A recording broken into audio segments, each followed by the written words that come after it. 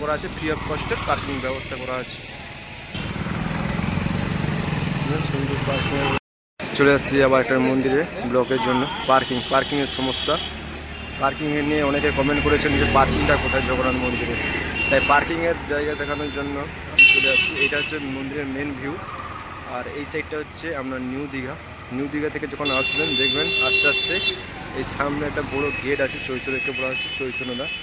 আর এই চৈতন্যদার পেরিয়ে ঠিক দেখুন ওই সামনে দেওয়া আছে একটা cut out, left side cut out দেওয়া আছে।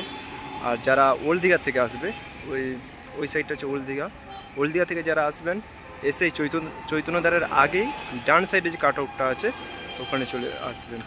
তারপর দেখাচ্ছি যে পার্কিংয়ের ব্যবস্থাটা কীরকম করা আছে আপনাদের দেখাচ্ছি। আর এই চৈতন্যদার পেরিয়ে চলে এলেই দেখবেন এই সাইডে লেখা আছে সে স্মল ভেহিকেল পার্কিং। সুন্দর দেখুন এই গাড়ি বেরোচ্ছে আস্তে আস্তে পার্কিং। আর গেলে এখানে পার্কিংয়ের ভিতরে সুন্দর ব্যবস্থা করা আছে, ফ্রি অফ কস্টের পার্কিং ব্যবস্থা করা আছে। সুন্দর পার্কিংয়ের